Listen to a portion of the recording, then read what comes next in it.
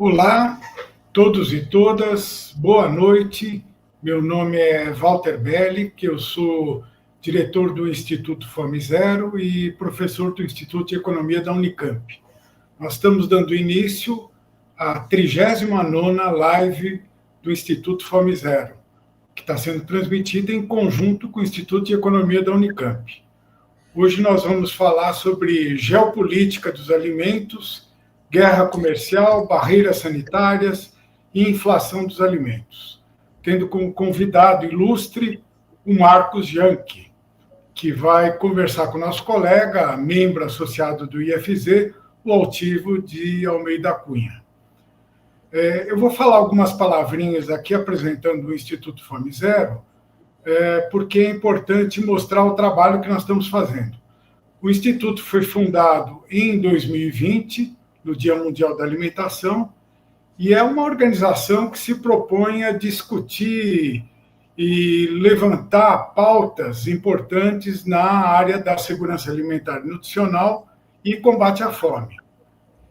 Nós trabalhamos basicamente em 3 linhas paralelas.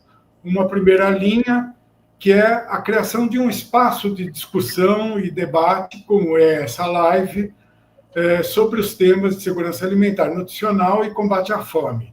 Além disso, a gente organiza cursos, materiais.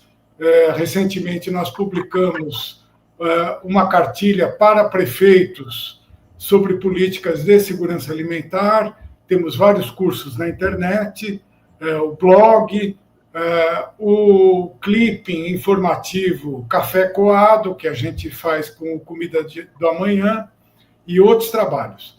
A segunda linha de atuação do IFZ é no acervo. A gente conseguiu juntar no nosso site, que é o www.ifz.org.br, um conjunto de materiais que vem auxiliar pesquisadores, estudiosos, estudantes que trabalham no tema da alimentação. Nós temos informação direta do acervo do Josué de Castro. Tudo aquilo que ele produziu está digitalizado no site do IFZ. O acervo do José Gomes da Silva, toda a área de fome e economia, fome e psicologia, sistemas alimentares, publicações da FAO e assim por diante. Então, todo mundo que quiser trabalhar esse tema pode acessar o nosso site. E, finalmente, uma terceira linha de trabalho, que são os projetos na área de políticas públicas. O que a gente quer é ajudar a administração pública, as empresas e os indivíduos a se colocarem em favor da segurança alimentar e nutricional e combate à fome. Bom, nós vamos dar início a essa live. Eu queria, antes de tudo, agradecer a nossa retaguarda, o Eduardo Magro, do Instituto Fome Zero, e o Davi Carvalho, do Instituto de Economia da Unicamp. E o apoio do Instituto Ibirapitanga, que nos garante o funcionamento dessas atividades. Eu vou imediatamente apresentar os nossos convidados. Quem vai dirigir os trabalhos é o Altivo Almeida Cunha. O Altivo é engenheiro, agrônomo pela Exalc, mestre em economia pela UFMG, doutor em economia pela Unicamp e é consultor do escritório regional da FAO para a América Latina e Caribe. Além disso, ele é professor visitante do CEDEPLAR, UFMG, e professor convidado da FIA Business School. O Altivo também foi diretor e presidente da CEASA Minas. E quem vai desenvolver o tema é o Marcos Savaia Janke. O Marcos é uma figura conhecida, professor sênior do núcleo INSPER Agro Global. Ele foi professor da USP por 18 anos, atuando na Exalc, na FEA e no IRI. Assessor ministerial e especialista em comércio no BID, em Washington. Foi também presidente da Única, da União da Indústria da Cana-de-Açúcar, presidente do ICONE, Instituto de Estudos do Comércio e Relações Internacionais, e representante da empresa BRF na Ásia. O Marcos é engenheiro agrônomo pela Exalc, tem um mestrado na França e o doutorado em administração na FEA, além da livre docência na Exalc. Então, vou passar diretamente a palavra ao Altivo, que vai dirigir os trabalhos, lembrando a todos que o chat do YouTube está disponível para perguntas, e nós vamos intercalar um pouco a discussão com perguntas da audiência. Então, bom trabalho aí, Altivo e Marcos. Obrigado, Beric. Marcos, muito obrigado pela sua generosidade, mais uma vez, em falar conosco e para tornar de longo alcance muitas das conversas que a gente tem já ao longo do tempo. Em 1977, o Galbraith escreveu um livro que chamava A Era da Incerteza. O que será que ele ia pensar se ele visse o que está acontecendo hoje?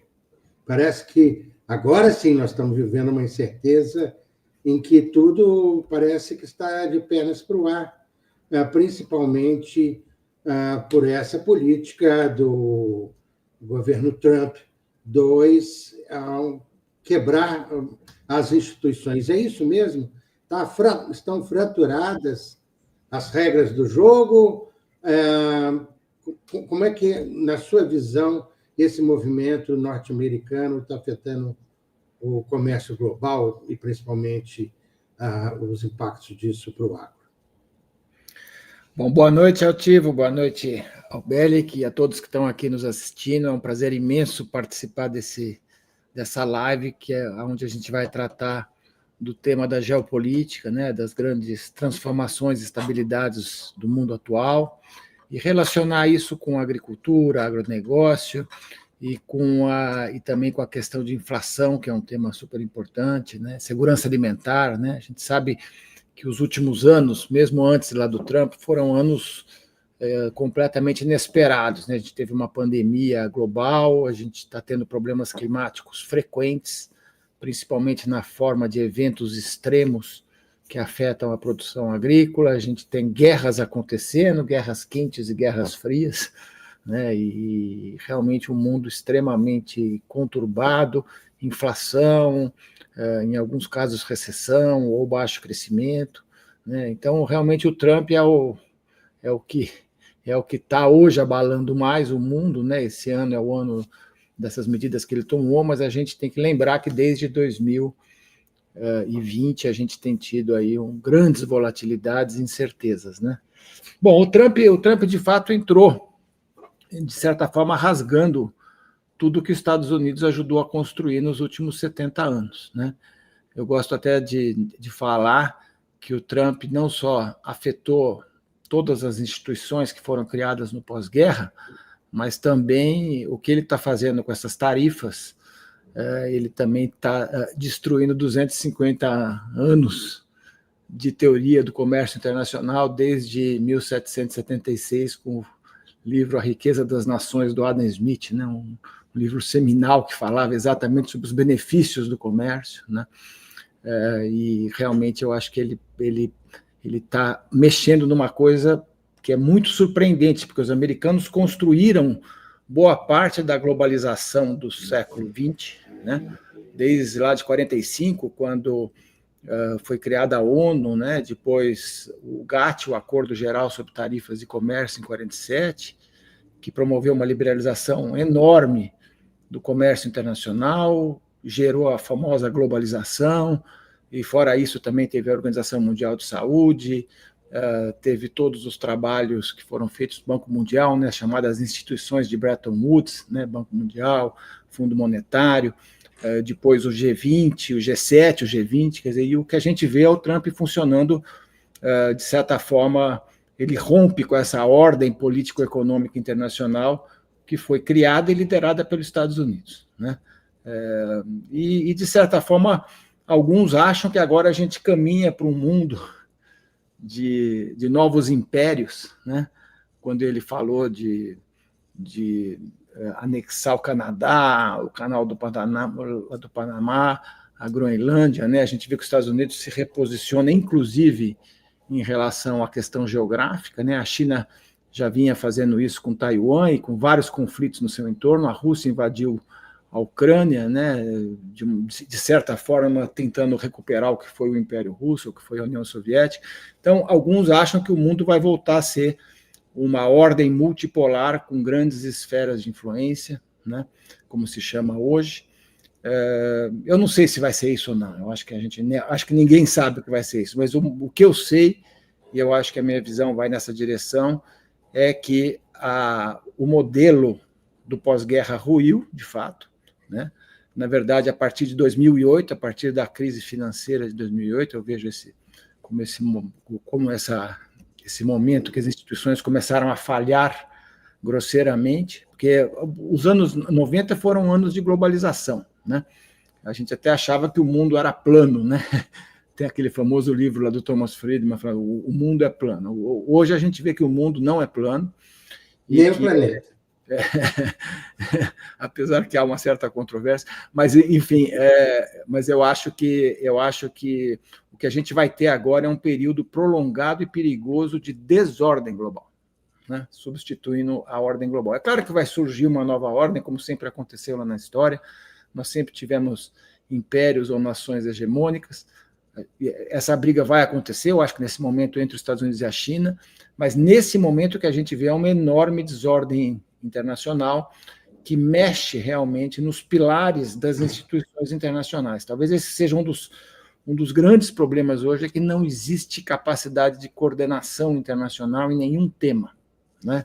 A OMC não resolve os temas de comércio, a ONU não resolve os temas de segurança, as COPs avançam pouco em relação ao clima, né? Deveria ser muito maior. Então, a gente está numa era em que existe uma desgovernança global, e aí vem o Trump com as medidas que afetam profundamente o comércio e os investimentos, como é o caso dessa elevação tarifária surpreendente que foi feita, principalmente em relação à China. E Marcos, isso representa também, esse movimento do Trump, o fim do soft power, a diplomacia, os acordos por baixo dos panos. Isso afeta as instituições de negociação, não é? Agora é na base da porrada da tarifa, é na base do eu tenho poder. Como é que o mundo se ajusta nisso? Quer dizer, parece que o sistema dos organismos internacionais também parece estar bastante sob questionamento. Os Estados Unidos saíram da OMS. As instituições estão em xeque, né? Eu acho que estão, mas a gente tem que lembrar que tem 200 países no mundo, né? E quem está fazendo esse movimento é os Estados Unidos. E a principal reação é contra a China e essa guerra Estados Unidos-China.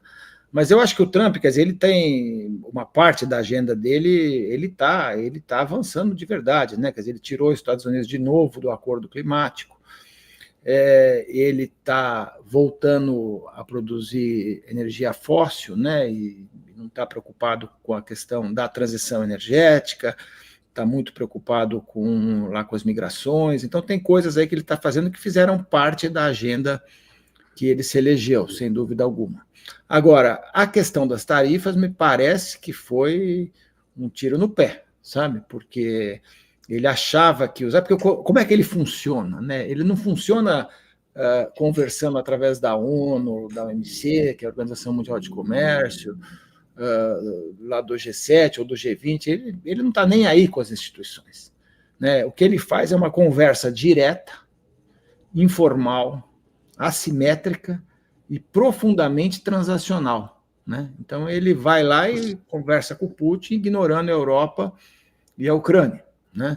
Ele faz ameaças diretas ao Canadá, ao México, né? E a outros países, né? Ele está tentando recuperar, reduzir o déficit comercial americano, e daí ele faz uma fórmula maluca, acho que vocês devem ter acompanhado, né? Que é uma fórmula que não tem nenhuma relação com as tarifas em si, é uma fórmula que tem a ver com o tamanho do gap comercial dos Estados Unidos com cada país, né?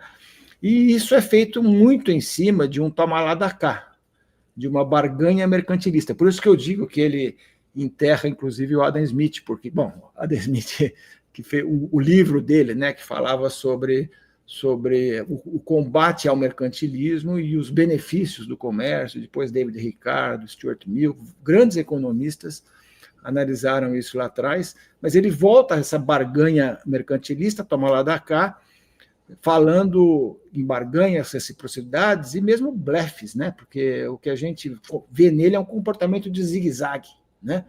Ele joga a tarifa para cima, depois derruba, e o que eu acho que está fazendo com que ele reajuste essas tarifas num nível bem mais razoável do que ele estava pondo, são os fatos, né? O que segura o Trump não é a China, não são os outros países, não é o que os assessores dele devem dizer para ele sobre os riscos, são os fatos. Quer dizer, os fatos são que os Estados Unidos, nesse momento, tem um risco de inflação, com depressão, né? A nota dos Estados Unidos foi rebaixada para BB+, né? BBB+, né? Quem é que imaginava que os Estados Unidos ia ter uma nota hoje parecida com a da Grécia ou a da Itália, né? Quer dizer, então, realmente, esse risco do mercado, né? O sinal do mercado, levou o Trump a voltar atrás, né? E ele, de certa forma, voltou com ele. Ele colocou tarifas no dia 12 de abril sobre 185 países, e olhando para déficit comercial, agora todo mundo voltou para 10, e a briga maior nesse momento está dos Estados Unidos com a China, né? Então, o que ele está fazendo é um jogo de barganha, e ele gosta de fazer deals, né? Ele gosta de jogar uma ameaça lá em cima, inclusive ameaçando retalhar em áreas que nem tem a ver com o comércio, né? O começo da briga foi entre Estados Unidos, Canadá e México, e tinha a ver com o negócio lá das fronteiras e do fentanil. Então, é uma pessoa, assim, digamos, muito oscilante, né? E que realmente procura usar as ameaças, o porrete, né? Para que os países se enquadrem. Mas o que está acontecendo é que isso é um efeito que é bumerangue, que começa com a alta tarifária, e depois isso vai parar na inflação americana, no risco lá de depressão. A imprensa americana tem falado, tem dado para ele um apelido, taco, né? Que Trump sempre amarela. Isso é resultado do seu comportamento de jogador de pôquer. É isso. O taco vem de Trump always chickens out, né? Sempre o Trump sempre amarela, que foi feito pelo mercado, né? Pelo pessoal lá do mercado, que diz, bom, ele aposta contra, né? Porque ele fala que vai subir a tarifa, depois ele volta atrás. Então, é disso que se trata. Mas eu quero deixar claro que ele tem feito, né? Mas ele tem feito ações que mostram uma mudança da ordem político-econômica dos últimos 70 anos, não há dúvida disso. Mas eu acho que com as tarifas ele não vai muito longe, não, porque os maiores impactos são na economia americana e tem muita resistência nos Estados Unidos, né? Você veja que a justiça também está avaliando que ele não pode fazer isso, não pode usar o ato de emergência para aumentar a tarifa do jeito que ele quiser, né? Então, eu acho que vai ter um rearranjo desse negócio, mas a gente vai viver um mundo mais protecionista. E para o Brasil, que é super forte em agro, né, exportador de agro, que é outro tema nosso aqui, é algo que a gente tem que ficar com muita cautela, né? Bom, aí parece que a verdadeira guerra dele é o fim do Império Americano, o início do Império Chinês.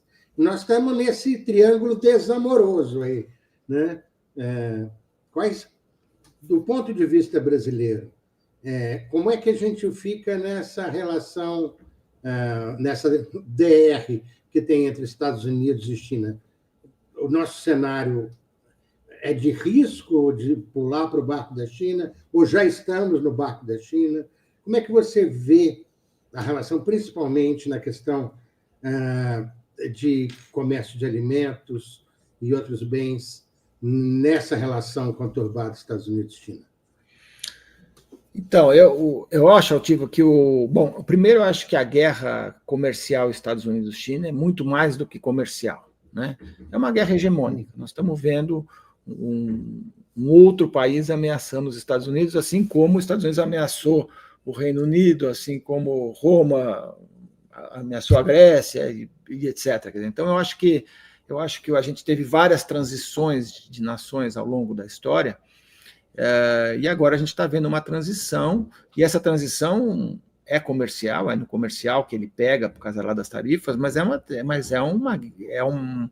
uma guerra militar, tecnológica, de investimentos, de inovação, de minerais raros e de comida, obviamente, certo? Então, eu acho que a desarmonia não é um triângulo desarmônico, é um dueto desarmônico, né? São dois países que vão ficar bastante tempo se bicando em diversas áreas. O Brasil, no caso da guerra comercial Estados Unidos-China, ele é muito afetado, pode ser muito afetado exatamente pelo comércio, né? Porque o Brasil hoje é o quarto maior produtor agrícola do mundo, é o terceiro maior exportador, e se a gente olhar só commodities, tá? Se a gente olhar todo o agro com produtos de valor adicionado, o Brasil é o número 3. Mas se a gente olhar nas commodities, soja, milho, algodão, café, suco de laranja, etc., a gente vai ver que o Brasil passou os Estados Unidos e já é o número 1 do mundo em exportação de commodities, né? Então, a gente é super importante isso que está acontecendo. A gente tem o maior saldo comercial agrícola do planeta, né? Já faz há vários anos. E o nosso grande mercado é a China, né? A China compra 35% a 40% do que a gente exporta no agro. Então, o que a China faz com os Estados Unidos nos afeta diretamente, porque tem alguns produtos que Brasil e Estados Unidos são os grandes fornecedores da China, né? Basicamente soja, que é o mais importante, milho, algodão, carne bovina, carne suína e carne de aves. Nesses 6 produtos, Brasil e Estados Unidos representam de 60% a 95% do que a China importa. Então, as tarifas que a China impõe sobre o Brasil e sobre os Estados Unidos são super importantes numa guerra comercial, né? A gente não foi afetado, a China continua praticando as mesmas tarifas de sempre contra a gente, mas eles aumentaram de forma seletiva e cirúrgica as tarifas americanas, né? Porque eles sabem que isso impacta o meio oeste americano, que é o eleitorado lá do Trump, né? Então, é o que eu falei, a China está reagindo de maneira muito cirúrgica, né? Muito pensada. Desde a primeira guerra comercial, que foi 2017 a 2021, no primeiro governo Trump, eles vêm estudando esse assunto. E os chineses têm uma burocracia governamental muito competente, muito focada.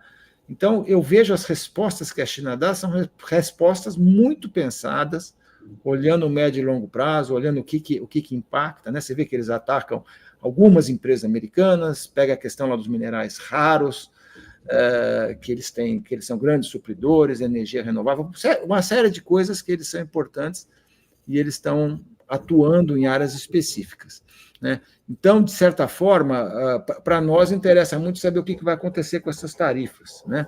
Eu não acho que eles vão deixar de comprar dos Estados Unidos, mas acho que eles vão usar tarifas altas contra os Estados Unidos para barganhar uma posição de acesso maior nos Estados Unidos, porque a China está muito preocupada com as suas exportações para os Estados Unidos. Então, ela bota a tarifa alta na agricultura e depois ela entra na mesa de negociação, né? A trégua foi um pouco isso, né? Eles chegaram a um suposto acordo que a China pagaria 30% em tudo que ela exportar para os Estados Unidos pagaria 10% para a China. Foi essa a trégua que aconteceu lá em Genebra há algumas semanas. Mas a gente olhou aqui no INSPER todas essas tarifas e vimos que a China não baixou, de fato, as tarifas agrícolas, né? Ela deixa lá ainda para usar na negociação. Os chineses são grandes negociadores, né? Desde sempre na sua história, né? Então, eu acho que a gente está assim, numa era de muita incerteza com o que vai acontecer, mas o meu recado assim que eu tenho dado nas minhas palestras, nas minhas reflexões, é que a gente tem que ter uma sala de guerra aqui no Brasil, de guerra comercial, digamos assim, para fazer uma estratégia também de médio e longo prazo. Porque a gente está longe do epicentro dos conflitos de hoje, né? O epicentro está na Rússia, está lá no entorno da China, está lá na América do Norte, e nós estamos fora disso.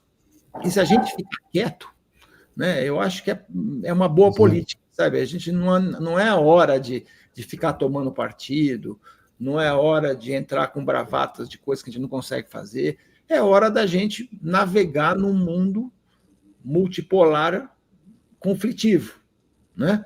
E no caso do agro, a gente tem que lembrar que os nossos clientes são China e Ásia, certo?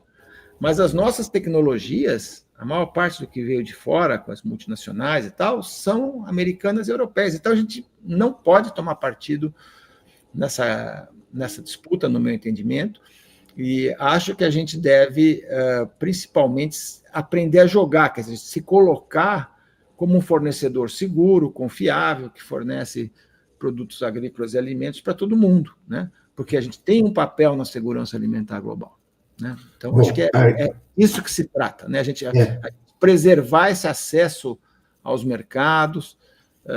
Eu acho que a gente não deve comemorar a guerra comercial. Eu vejo que, às vezes, algumas pessoas lá do agro falam: nossa, é uma maravilha essa guerra, o Brasil vai ser grande. Guerra comercial nunca fez bem. A experiência dos anos 30, do período entre guerras, Primeira e Segunda Guerra, foi um desastre. Os americanos aumentaram a tarifa para 50%, o comércio caiu 60% no mundo, tivemos outras lá para trás também. Então, não dá para comemorar a guerra comercial, mas dá para aprender a navegar nesse novo mundo. E é por isso que eu falo que a gente tem que ter aqui no Brasil muita reflexão acadêmica, técnica, do setor privado, do governo, sobre como navegar nesse novo mundo. E esse novo mundo, ele, além dessas incertezas, desses impérios se expandindo, essas incertezas têm refletido aqui dentro um tema muito preocupante, né? Na questão da inflação de alimentos, né? Como é que esse fenômeno tem acontecido, né? Está na pauta do dia, sempre, e de percepção direta da população. As evidências é que a inflação de alimentos é um outro fenômeno internacional que repercutiu aqui dentro e que continua repercutindo. É uma questão internacional que veio para dentro do Brasil ou são questões nossas? Há sempre uma dúvida. Exportamos e aí faltam alimentos. Isso parece... Como é que você trata essa suposta contradição? Exportamos alimentos e o preço sobe aqui. Bom, eu acho que esse tema é um tema global, né? Não é só um tema brasileiro, não é só uma preocupação do Brasil. Se a gente pega o índice de preços de alimentos da FAO, que é uma cesta de produtos alimentares, que eles medem preços no mundo inteiro, né? Desde 1961, né? Então, é um indicador muito, muito bom, porque é uma metodologia que já está sendo aplicada há décadas. A gente vai ver que a maior alta do índice de preços de alimentos da FAO aconteceu em 2022, né?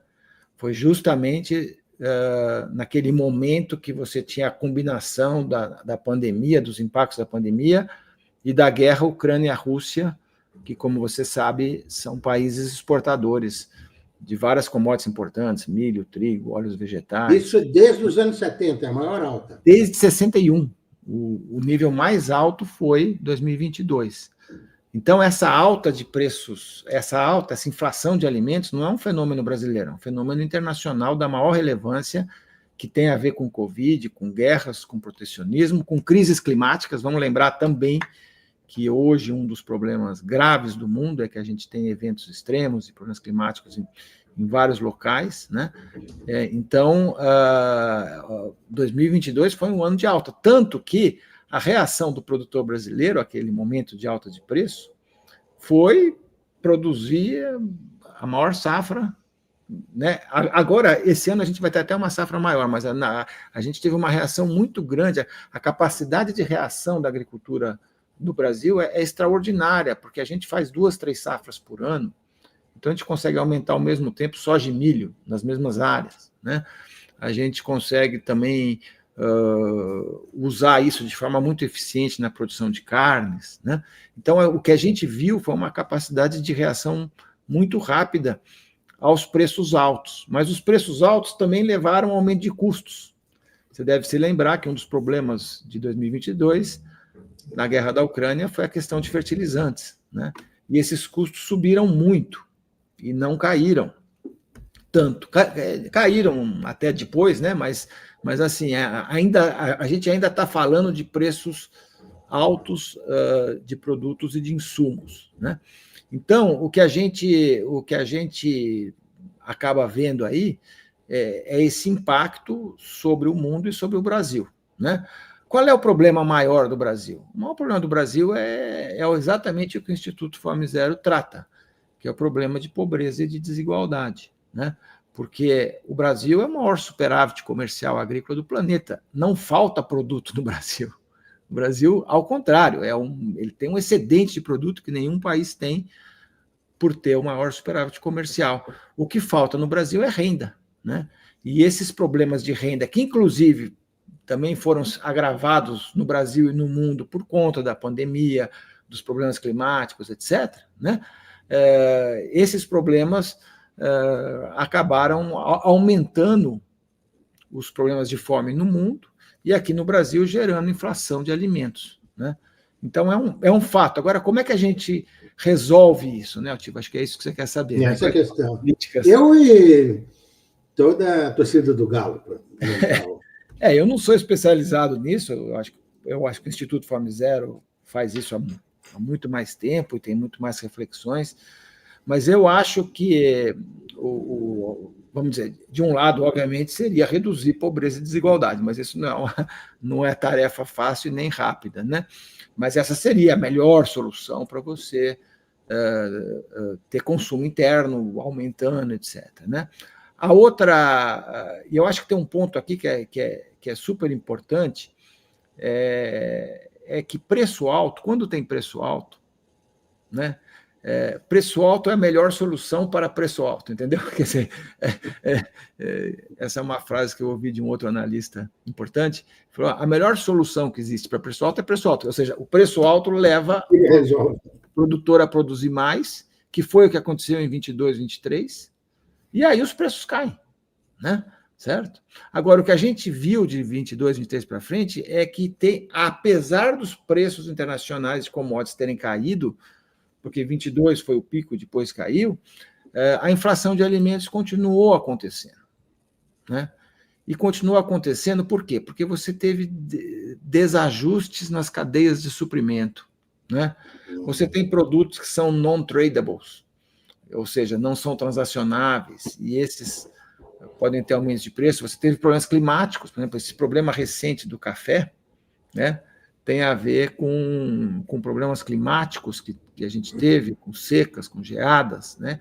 Então, a inflação continuou acontecendo, apesar do pico ter sido em 22, a gente vê ainda uma inflação alta. E você vê também a questão da financiarização, ou seja, muitos produtos são vendidos no mercado futuro.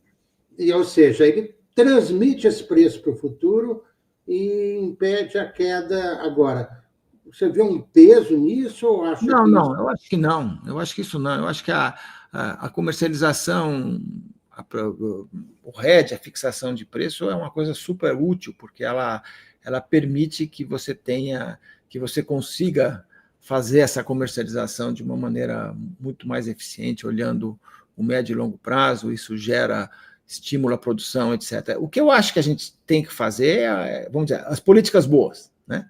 A política mais importante é estímulo à produção agrícola. Quer dizer, se a gente está vivendo numa era de preços altos, eu estou falando uma era, porque eu não estou falando de 2025, eu estou falando que os anos de 2020 para frente, a gente teve uma alta, depois caiu, agora voltou a subir um pouco, e preços altos em relação à série histórica. Então, a solução é produzir mais, atendendo ao mercado, não é produzir derrubando preços de uma maneira que o produtor também não se sinta mais estimulado, mas é realmente tecnologia, produtividade, porque o que é muito importante nessa equação é que essa produção adicional seja feita com alta produtividade, né?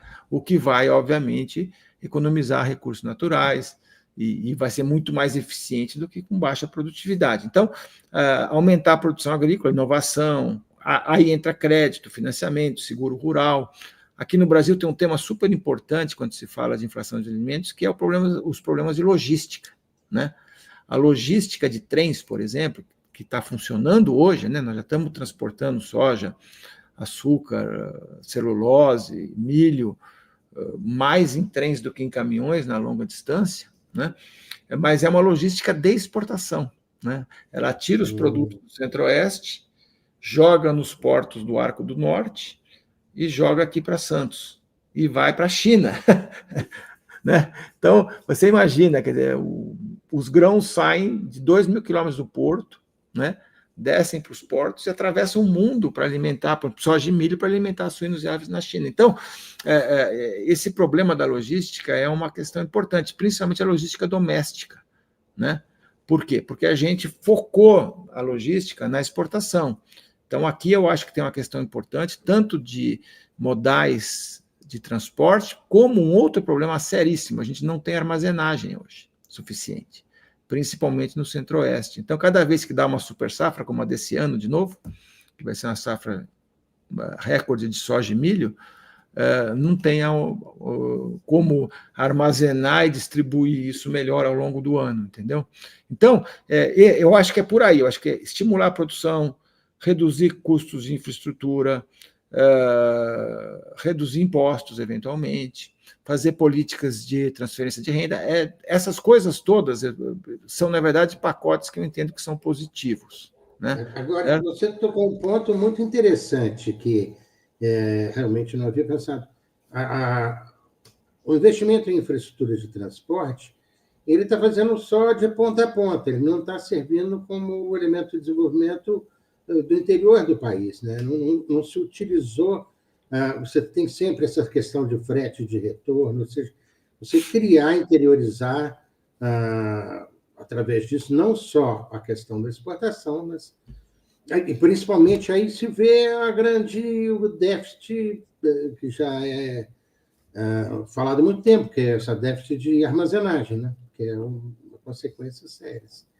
Bom, como miséria pouca não é bobagem, nós ainda temos, como se já não tivesse tudo complicado no mundo, nós estamos vivendo num tempo das questões ambientais hoje que não apenas o comércio é difícil nas regras de negociação, nós temos a questão das barreiras sanitárias. Recentemente, a China falou que não compra mais frango do Brasil inteiro. Como se... Imagine se sem ter nenhum tipo, fazendo só uma analogia. Um país como o Uruguai é do tamanho do estado do Paraná. Se algo acontece no Uruguai, ele está localizado. Nós tivemos uma gripe aviária no Rio Grande do Sul e o frango, a 4.000 quilômetros de distância, não pode ser vendido. Como é que você vê essa... A gente não conseguiria ter um comércio como se fossem vários Brasis? Nós é que estamos errados, ou eles não entendem o nosso tamanho? É culpa da escala de mercador que faz com que a Groenlândia pareça maior do que o Brasil no mapa? Como é que você vê essa questão?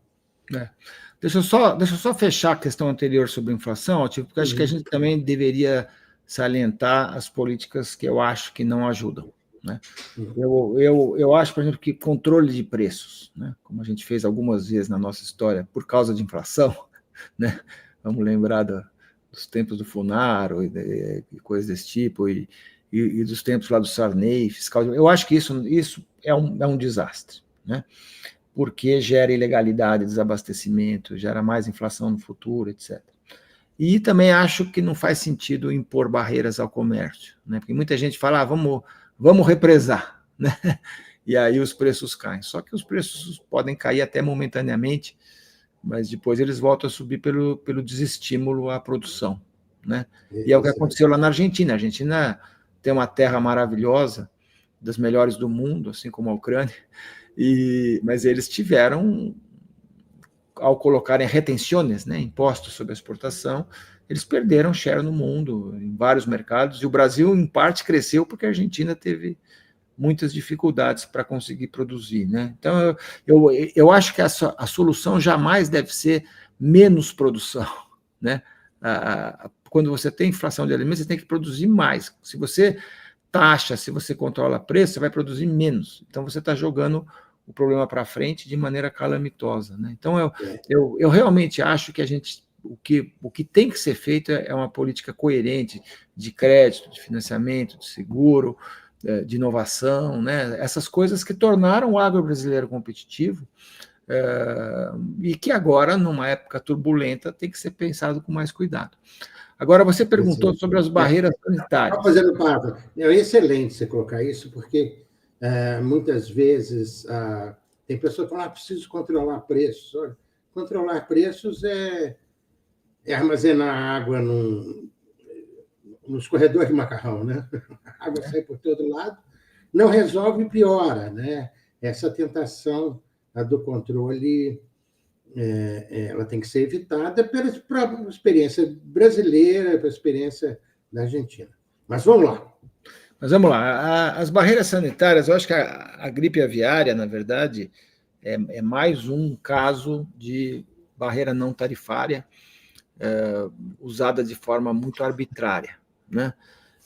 Por quê? Porque, apesar do Trump ter atacado as tarifas e aumentado a tarifa para todo mundo, e agora sobre a China, mas as piores barreiras ao comércio, e eu estudo comércio há 40 anos, as piores barreiras são as barreiras sanitárias, as barreiras não tarifárias, em geral, as barreiras técnicas, sanitárias, ambientais, burocráticas, né? Acontece muito isso no agro, porque os países querem proteger os seus agricultores, as suas agroindústrias, e aí o lobby desses produtores sobre o governo faz com que eles coloquem barreiras tarifárias, mas também cotas e barreiras não tarifárias. E o caso da gripe aviária é um desses casos assim que não faz sentido, porque a gripe aviária é transmitida por aves silvestres, né? Migração de aves silvestres. Então, não é comércio que leva a gripe aviária pelo mundo afora, né? Ela tá em todos os continentes. O Brasil é o último grande país que ela chegou, né? Ela estava sendo evitada, adiada, mas já tinha se espalhado pela Ásia, pela África, pela Europa e pelos Estados Unidos, né? Por aves migratórias, né? E foi assim que ela chegou aqui no Brasil. Então, e isso não tem controle, né? Não é. Agora, quando você proíbe o comércio, né, inclusive de produtos cozidos e tudo, né, é um negócio que não faz sentido. Então, acaba sendo usado, sim, muitas vezes como uma barreira comercial, até para derrubar preços, esse tipo de coisa, né? Então, a consequência imediata do fechamento é sobrar produto, né? Então, isso acaba derrubando o preço da exportação e até o preço doméstico. Nesse caso específico, o governo agiu muito bem, sabe? O governo já vinha se preparando desde o começo lá de 2000 para a gripe aviária, porque ela estava espalhada no mundo, e a ação foi muito forte sobre o município de Montenegro, com fechamento imediato, com eliminação das aves contaminadas de uma granja. Então, a gente não viu nenhum outro surto até aqui, pode ser que aconteça, porque justamente é por aves migratórias, né? Mas que tem algum contato com aves de granja, porque, na verdade, só fecha quando atinge as aves de granja, né? Mas o que a gente viu foi um controle bem feito, melhor, aparentemente, do que os Estados Unidos fez, ou então a Europa fez, né? Então, o que a gente tem que fazer é isso, quer dizer, é conviver com essa doença e tentar levar ela para a sua dimensão correta, quer dizer, a ação importante, quando tem um foco, é sobre o local do foco, aqueles 10 quilômetros em volta, que eles chamam do zoneamento, né? Eventualmente, alguns países falam, não, então a gente fecha o estado ou fecha uma região, mas fechar o país inteiro, como você disse, é uma loucura, né? Porque o Brasil é muito maior do que o Uruguai, você falou desse exemplo, então você vai, por causa de um foco já controlado, já eliminado no Rio Grande do Sul, você vai fechar o Mato Grosso, né? Então, assim, realmente a gente tem que trabalhar esse tema na Organização Mundial de Saúde Animal, que se chama ONSA, né? E aí fazer com que essas barreiras sanitárias abusivas sejam tratadas dentro da ciência, certo? É o zoneamento que resolve, não é o fechamento do país como um todo prejudicando o mundo inteiro que depende desses produtos, né? O Brasil hoje representa em frango, Altivo, 38% da exportação mundial, né? Então, o impacto que isso tem numa proteína barata de altíssima qualidade, que é o frango, é enorme, né? Então, eu acho que aí você tem muito essa questão do tratamento das barreiras não tarifárias, e você veja que a aftosa também, quer dizer, a aftosa que a gente acabou agora de ser decretado zona livre de aftosa sem vacinação, mas tinham países como Japão e Coreia que não compram ainda carne bovina brasileira, porque o Brasil ainda vacina, né? Mas a gente não tem casos de aftosa há muito tempo, né? Mas aí você tem essa barreira. Então, essas barreiras não tarifárias são barreiras muito complexas, muito complicadas, e eu acho que a crise tem que ser tratada nesse processo, mas principalmente a gente tem que olhar esse assunto sob a ótica do risco real que existe, sobre a ótica das necessidades de abastecimento, né? Porque fechamento de mercado não é solução, né? Você vê a nossa estrutura sanitária boa no Brasil para atender isso? Olha, o Brasil, nas carnes, o Brasil exporta para mais de 100 países, no caso do frango, para quase 170 países, acho que o último número é 169 países. Quer dizer, quando você exporta para 169 países, você está seguindo as regras sanitárias de todos esses países, né? Esses países mandaram inspeções para cá, esses países fazem controles, exigem padrões, né? Então, eu não tenho a menor dúvida que o Brasil se especializou nisso. Aliás, eu diria até mais do que os Estados Unidos, porque os Estados Unidos têm um mercado interno tão gigantesco, né, que eles têm que se preocupar menos do que a gente com o resto do mundo, né? E a gente, por tudo, né? e a gente, na verdade, o que aconteceu aqui no Brasil? A gente começou expandindo essa agricultura nossa do sul para o centro-oeste, como a gente sabe, né, que foi aquele movimento migratório todo que aconteceu. E nesse processo a gente descobriu que a gente conseguia, por exemplo, fazer milho e soja junto. Milho e soja é suínos e aves, né? E hoje em dia você no milho tira o etanol de milho, sobra o chamado DDG, que é um subproduto usado em confinamentos de bovinos. Então a gente consegue ter um sistema integrado. Eu gosto de falar que a grande vantagem dos trópicos é conseguir produzir dentro de um sistema produtivo muito coordenado, que a gente só consegue ter se a gente tiver um clima favorável o ano inteiro, né? Porque em outros países eles têm que parar de produzir durante o inverno, quando não tem mais luz, etc. E aqui não, aqui a gente consegue fazer agricultura 365 dias, se tiver as condições para isso. Aqui, ó, momento de emoção. Primeiro que nós já estamos com uma audiência de mais de 75 pessoas, distribuídas entre o Instituto Fome Zero e a Unicamp. Tem uma pergunta muito interessante de um colega nosso, Jader de Oliveira, do Instituto Fome Zero, que te coloca essa pergunta. Se o senhor fosse o ministro da Agricultura, já não sei se você gostou ou não da pergunta, que inovações incluiria no próximo Plano Safra? O que, na sua opinião, não poderia faltar no anúncio das medidas? Olha, eu acho que talvez o tema mais crítico hoje chama-se seguro rural, né?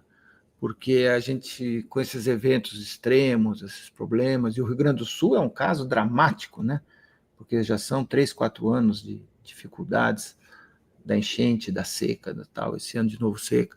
Então, eu acho que a questão do seguro rural, a gente precisa ter um sistema muito mais sólido que, de fato, proteja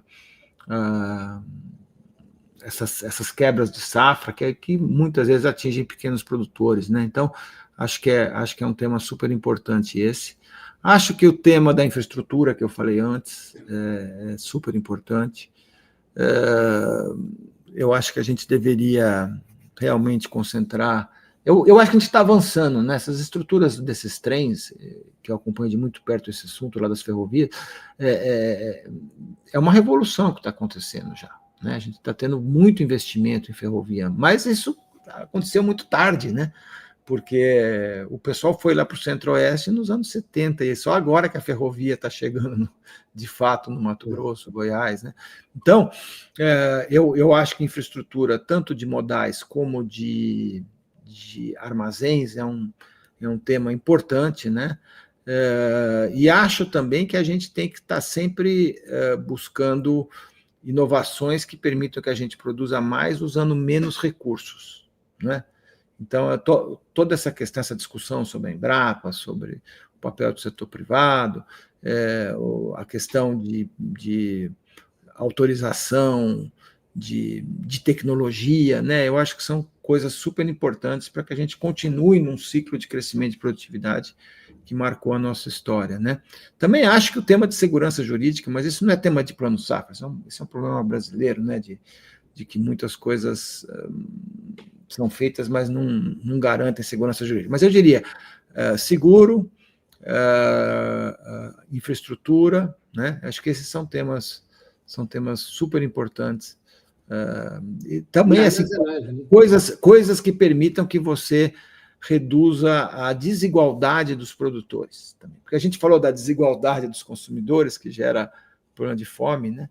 Mas a desigualdade entre os produtores também é muito grande no Brasil, né? Aqui no Brasil você tem uma agricultura moderníssima, que é essa agricultura de commodities, né, que aconteceu no Centro-Sul, mas também você tem agricultura de subsistência no Brasil, você tem problemas de criminalidade, lá com desmatamento. Então, eu trataria de temas muito além do que tem sido o Plano Safra e a política agrícola. Eu acho que é hora de repensar a política agrícola olhando para frente, sabe? Olhando para coisas que são importantes para o nosso futuro, sabe? E não aquele repeteco de fazer o que todo ano faz, entendeu? Ou seja, um plano de verdade, ou seja, um plano mais estrutural do que conjuntural, atualizando os dados, né? Apenas o copia e cola. É uma transformação estrutural. É identificar onde que estão os grandes gargalos e aí atuar com prioridades em cima desses pontos. Mas o problema é que, quando chega na hora, ninguém quer perder aquilo que já vinha do passado, né? Então, se você pensa lá no crédito rural, né, você vai ter sempre a discussão sobre os diferentes programas de crédito e tal, e aí acaba ficando muito parecido, esses planos são sempre muito parecidos, e eu diria até que uma parte da agricultura hoje já nem depende mais dos instrumentos clássicos usados no passado, né? Eu acho, por exemplo, que o fato da gente hoje já não ter mais preço mínimo, preços regulatórios, controle de comércio, acho que isso foi um grande avanço. O momento que a agricultura brasileira mais cresce produtividade foi no momento em que o Estado deixou de amarrar as coisas, né? Você deve se lembrar que nos anos que a gente fez agronomia, né, ainda tinha todo tipo de controle de preço de café, de açúcar, de trigo, de leite, não sei o quê. E depois que isso foi desregulamentado, a gente teve ganho de produtividade imenso. Os ganhos de produtividade acontecem de 90 para frente e se aceleram nos anos 2000. Isso. E como é que você vê a ferrovia bioceânica, que nos daria acesso ao Oceano Pacífico, no porto ali no Peru, que parece que é um dos maiores portos do mundo? Nosso caminho deve ser para lá ou por Santos? Olha, eu acho que a ferrovia bioceânica é o grande sonho dos chineses, né? E eu estava dizendo aqui que os chineses agem de maneira pontual e seletiva e muito pensada nessa guerra comercial. Eu estou acompanhando tudo que eles fazem. E eu acho que eles estão fazendo coisas muito, muito pensadas no sentido de jogar esse xadrez daqui, né? De uma maneira inteligente. E para eles, no agro, você veja, hoje o Brasil é a maior fornecedora de agro da China, né? Na primeira guerra comercial, Quando começou a Primeira Guerra Comercial, os Estados Unidos e China, em 2017, os Estados Unidos exportava para a China 30 bilhões de dólares, o Brasil exportava 25. Hoje a gente exporta 60, os Estados Unidos continuam em 30. Então a gente ganhou muito mercado na China. E uma coisa que a Bioceânica favoreceria é você ter uma rota direta pelo Pacífico, que ganharia vários dias de mar, né? E de transporte, né? Sem ter que passar em canais, que é em locais estreitos, que é uma coisa que assusta os chineses, porque eles pensam estrategicamente. Então, essa ferrovia bioceânica é uma coisa que está na cabeça deles, mas eles nunca quiseram realmente investir nisso. Eu acho que, em grande parte, porque ainda tem tanta coisa para fazer dentro do Brasil, e quem está fazendo investimento aqui não são os chineses nessa área. Os chineses fazem energia, né, fazem portos, mas nos modais de transporte, quem faz são empresas brasileiras.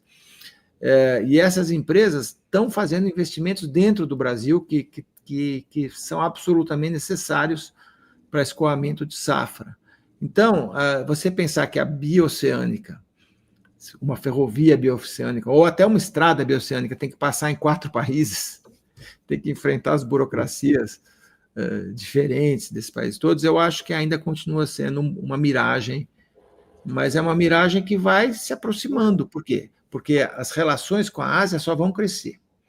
Quando não for mais a China, vai vir o sul da Ásia e a Índia, depois vai vir a África. Então, a gente tem, assim, eu acho, muito potencial ainda de crescer produção e produtividade, e uma ferrovia bioceânica ajudaria a ganhar eficiência nesse modal, sem contar que integraria a América do Sul, né, Otívar? Porque um dos grandes problemas da América do Sul é que ela não é integrada, né?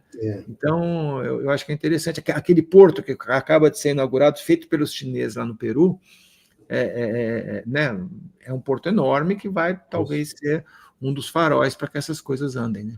Legal. Agora, dando um passo atrás, você falou, anotei aqui tudo para o próximo plano safra, o pessoal já pegou a dica.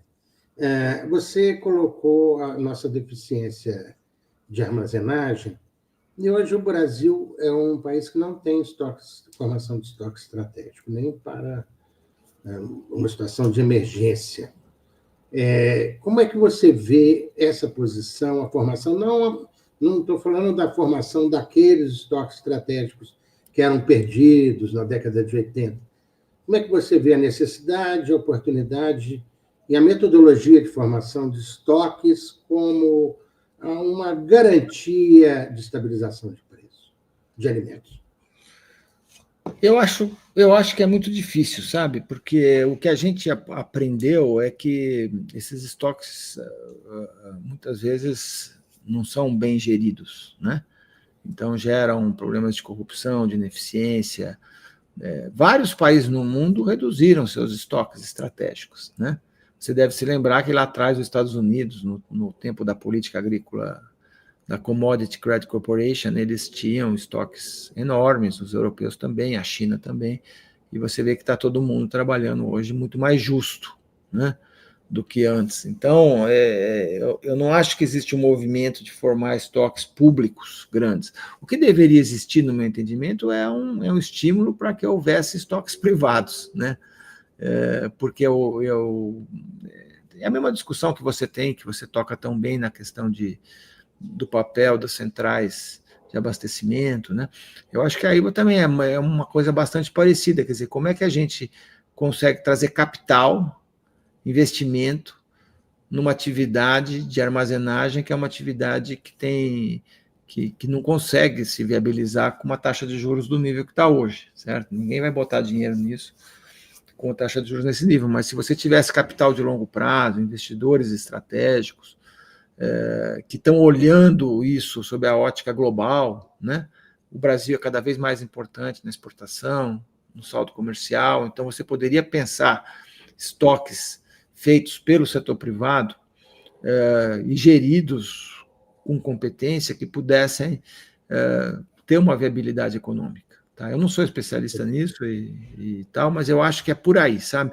Eu acho que é a coisa de resgatar a Conab e fazer estoques sob a mão do governo, isso me assusta um pouco, porque Eu acho que eu e muitos aqui acompanharam o passado, e eu particularmente acompanhei o que se fez em outros países, né? Eu fiz a minha tese de mestrado sobre a política agrícola europeia e a de doutorado sobre a política agrícola norte-americana. Então, eu vi o momento que eles reduziram esses estoques e resolveram operar pelo mercado. Até porque os instrumentos de mercado hoje são muito melhores do que eram antes, né? Uhum. Então, eu acho que é uma das coisas que deveria fazer parte de uma lista de reformas da política para o agronegócio, né? Porque eu acho até que, inclusive, a política tem que ser vista para a cadeia, para os sistemas agroindustriais como um todo, né? Isso não é um problema agrícola, é um problema da cadeia, de eficiência da cadeia, que precisa ser tratada por uma política para o sistema agroindustrial, né? Olhando para frente. Bom, agora você está tranquilo aí, confortável, mas vamos pegar uma pergunta aqui vamos ver. Eu também tenho curiosidade para saber com a sua análise. Pergunta do Newton Rodrigues. Ele pergunta sobre os produtos agroecológicos e como é que eles podem atender o mercado interno, ou seja, uma produção que não é mainstream, ela não é num modelo produtivo intensivo em insumos, ele está crescendo, ela cresce muito estimulada, em alguns casos, pelo consumidor, que quer um produto sem uso intensivo, mas ela também é uma estratégia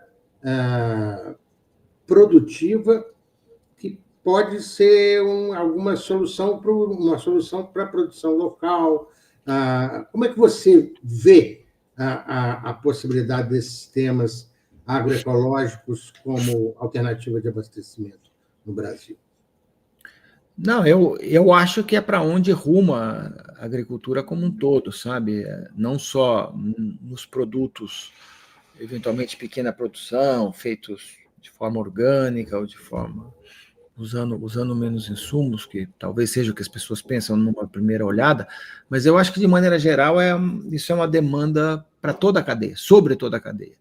Eu gosto de falar que a gente teve ondas tecnológicas aqui no Brasil. A primeira onda que foi dos anos 70 a 90, né, 20 anos, foi uma onda de produtos. A gente precisava desenvolver os trópicos. Então, tinha que fazer fixação de nitrogênio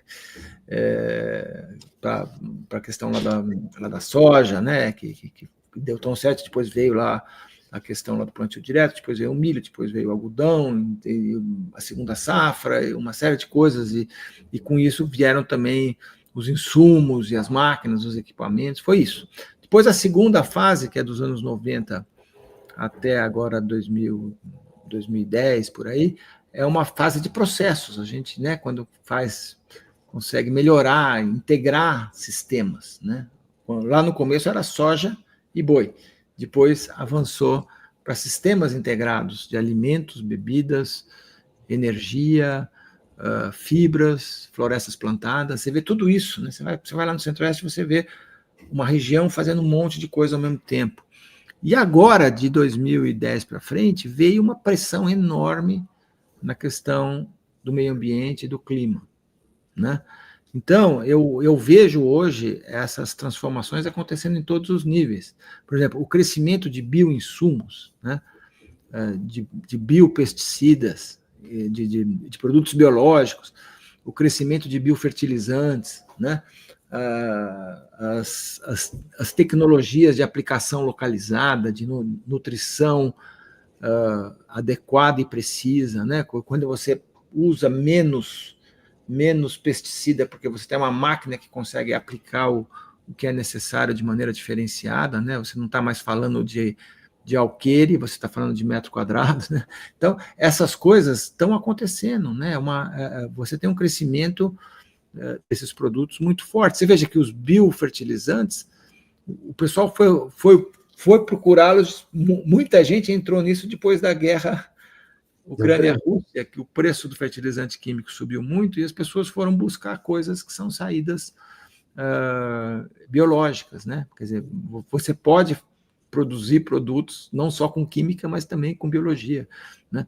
Então, eu acho que essas coisas estão acontecendo bastante hoje no agro, as exigências de rastreabilidade, as exigências de certificação, as exigências de produtos de baixo carbono, né? Então, eu acho que todo esse mundo invade o agro, e seria injusto você falar que isso é um nicho pequenininho, que acontece em frutas e legumes ou produtos da agricultura familiar, e que só lá que está acontecendo, etc. Não, eu acho que está acontecendo de maneira generalizada, né? Eu falei até aqui que a gente está agora numa época que é uma otimização da produção, produzindo mais e usando menos insumo. É isso. E para mim isso é agroecologia na veia, certo? Você fazer várias safras por ano e você conseguir produzir mais commodities, por exemplo, usando menos insumos, é uma revolução super grande, né? Controle biológico, tantas coisas que estão vindo aí, nanotecnologias, agricultura de precisão, muita coisa está vindo nessa direção. Aliás, eu até acho que a revolução daqui para frente vai ser a chegada, a gente até fez um paper aqui no INSPER sobre isso, a chegada do mundo não agro mexendo no agro, as tecnologias não agro. Então, por exemplo, inteligência artificial, blockchain, tratores de controle automático, tudo isso está chegando, drones, né? O potencial lá de drones é enorme, né? Então, essas coisas todas vão gerar uma otimização ainda maior nessa questão de produzir mais usando menos. Extraordinário isso. Tanto o que está acontecendo, mas há também uma coisa curiosa, né, que você vê para as produções locais, a questão da rastreabilidade social, né? Só fala da rastreabilidade sanitária, mas uma tendência de valorização dessa agricultura familiar é identificá-lo como produto da agricultura familiar, produto da reforma agrária, produto feito por comunidades e povos tradicionais. Essa seria uma alternativa de geração de valor e desenvolvimento no meio rural para quem não tem acesso a todos os canais de mercado ou tecnologias. Eu acho que essa rastreabilidade social é uma coisa importante, que aí você foge do conceito da commodity, onde o produto não é identificado, né? Você sabe que eu tenho, assim, há muitos anos que as pessoas falam, a gente tem que sair da commodity, fazer outras coisas. Eu acho que a gente está certíssimo de fazer commodity, sabe? Porque está muito em linha com as nossas vantagens comparativas, está muito em linha com o que o mundo precisa. Para você fazer soja ou milho ou algodão, você precisa ter muita tecnologia, não são produtos de baixa tecnologia, de altíssima tecnologia, e que exigem cadeias longas, complexas, contratos, um monte de coisa super sofisticado. Mas a gente poderia fazer mais também em termos de produtos diferenciados, com marca, produtos de baixo carbono, nichos, né? Tem um monte de nichos para serem explorados. E aí você está falando de alguns. Eu acho que o orgânico hoje é um nicho, a carne vegetal é um nicho, entendeu? A produção de aves soltas, né? Que você tem o chamado free range, né? É claro que é arriscado, mas tem gente que está disposta a pagar por isso. Então, eu acho que o mercado, de certa forma, vai sempre criar esses nichos. O que eu acho que não está certo é falar que um está certo e o outro está errado, entendeu? Aqui a gente gosta muito dessa coisa maniqueísta, né? A commodity é ruim e a agroecologia, o produto de nicho é bom. Não, a commodity é super útil, o Brasil é importantíssimo nessa área no mundo, talvez seja o setor que a gente é mais importante no mundo fazendo commodities clássicas da alimentação, da bioenergia, né? Mas a gente pode fazer mais em valor adicionado. E, aliás, Altivo, você que mora em Minas Gerais, você está vendo esse movimento de diferenciação acontecendo, e ele é super bacana. A questão dos queijos, dos azeites, a questão dos diferentes cafés, tem um monte de coisa que está surgindo aí. Eu tenho pesquisado, mas a FAO não me paga para fazer isso. Pois é, mas eu acho que eu acho que esses nichos, esses produtos são super importantes, né? Agora, você perguntou sobre a parte social. A parte social é a mais preocupante, eu acho, sabe? Por que é a mais preocupante? Porque você olha, a produtividade cresceu, a competitividade cresceu, o Brasil virou player global. Você vê que a parte ambiental, se você tirar o desmatamento ilegal que acontece no Brasil, que é uma vergonha, e que tem que ser eliminado, porque ele é ilegal, ele não é problema dos outros, é problema nosso, né? De implementação da nossa lei e tudo mais. Mas eu acho que, tirando esse lado, o resto são também coisas que a gente consegue fazer, né? Por exemplo, você otimizar a produção, como a gente está fazendo, o que nós estamos fazendo é solução para todo mundo tropical. E a gente vê, inclusive, países vizinhos nossos fazendo coisas muito parecidas conosco, com o que a gente fez. Então, eu realmente acho que a gente pode avançar bastante nessa coisa de fazer produtos lá diferenciados, mas a parte social que eu estava dizendo, o que acontece? A mecanização, todas essas tecnologias reduzem mão de obra no campo, né? Uhum. Inclusive, hoje o pessoal reclama, inclusive, de falta de mão de obra, no sentido de que o pessoal coloca a máquina porque não consegue ter um número adequado lá de trabalhadores, e nós estamos numa fase muito mais mecanizada do que era há 30, 40 anos atrás, né? Então, eu acho que essa questão, tanto do trabalho rural como do pequeno produtor, e aí aqui eu estou me referindo principalmente ao pequeno produtor do Nordeste e do Norte, né? Que é onde está o maior problema, né? E isso realmente precisaria ser tratado com muito mais atenção. Eu acho que uma parte desses produtores vão sair da atividade. Nós vamos ter cada vez menos produtores, mas deveria ter também programas que apoiassem essa transição. Chegou uma pergunta do Cleiton Campanhola, foi presidente da Embrapa, especialmente na nossa audiência, e ele te pergunta: o Plano Safra não deveria priorizar a utilização de práticas e tecnologias que conservem o meio ambiente? Por que o programa de agricultura de baixo carbono não decola? Bom, muito bem, é um prazer que o Cleiton esteja aqui, é um prazer, Cleiton, em tê-lo aqui.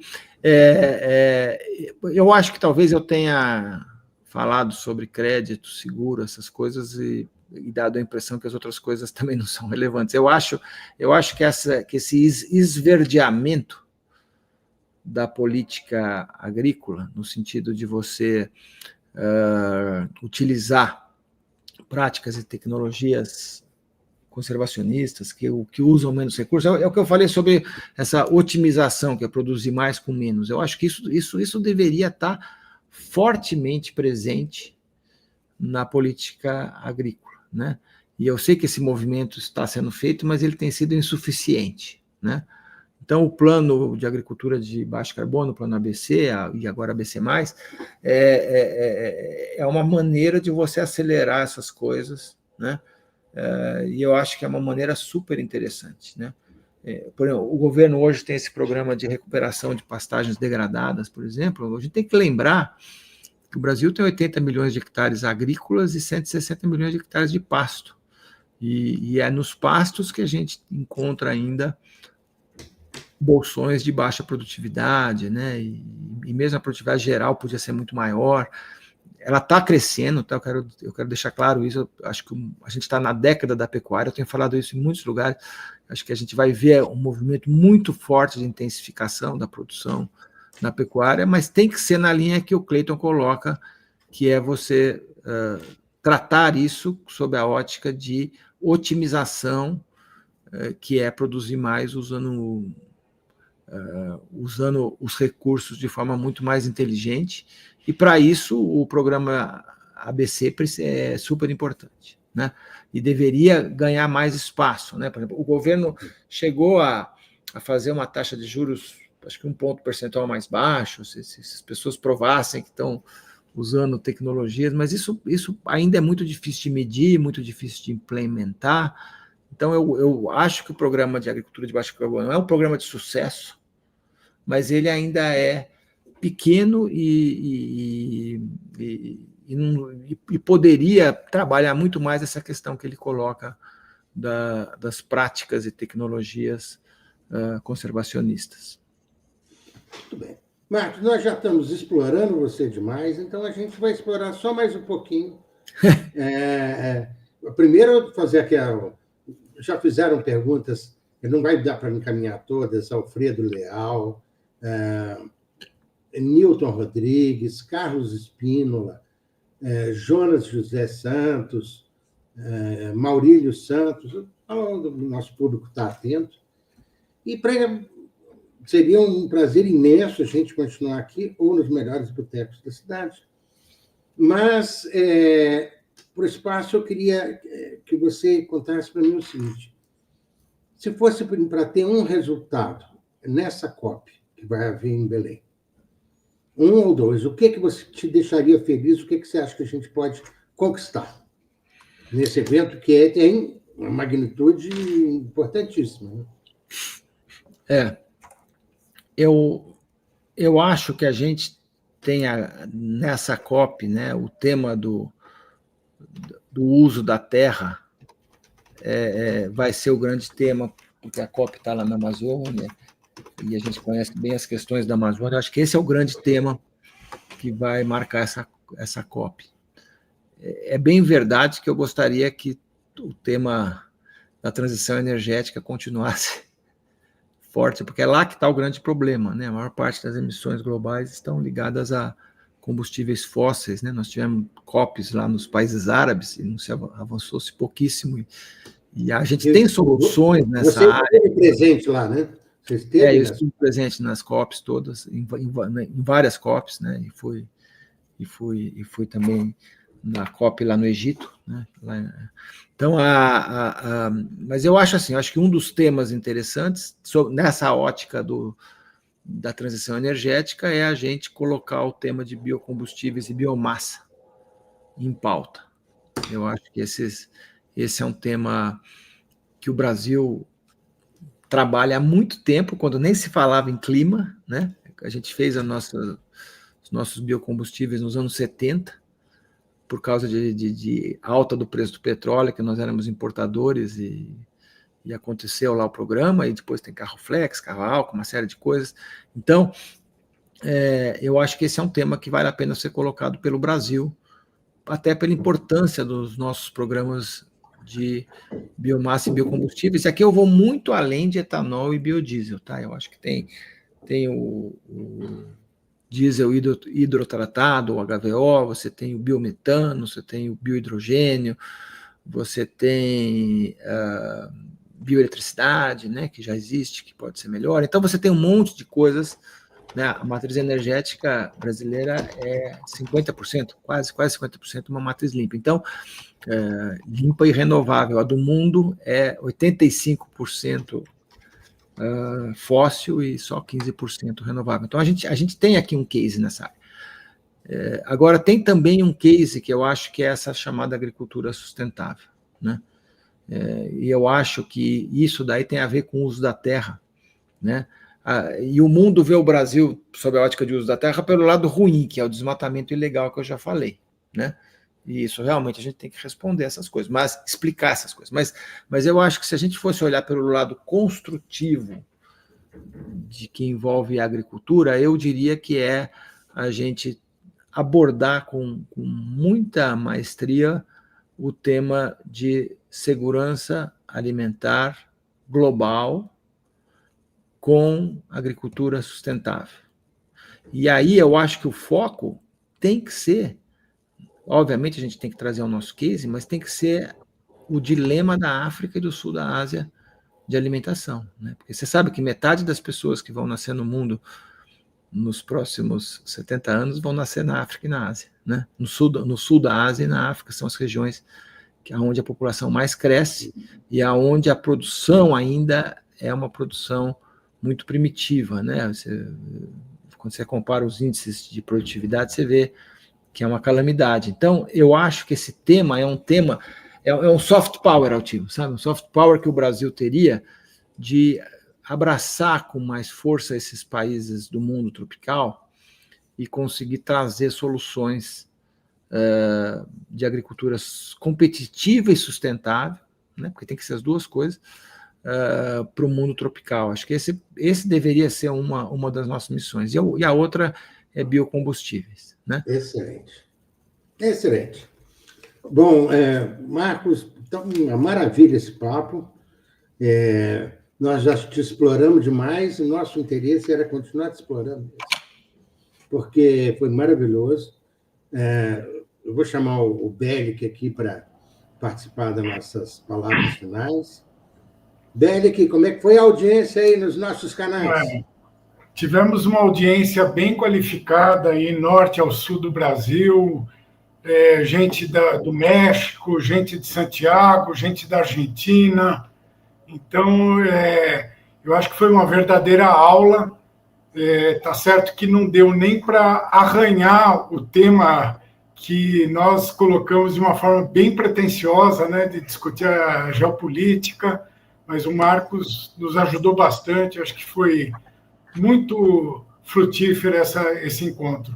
Você, Altivo, também é um perguntador aí de primeira ordem, e eu acho que você conduziu muito bem. Eu queria agradecer mais uma vez, então, ao Marcos Bianchi, ao Altivo, e queria agradecer também ao nosso pessoal da retaguarda, o Edward e o Davi, e convidá-los para uma próxima live do Instituto. O Instituto vem organizando essas lives todos os meses, na primeira semana do mês, sobre um assunto ligado à alimentação, agro, segurança alimentar e combate à fome.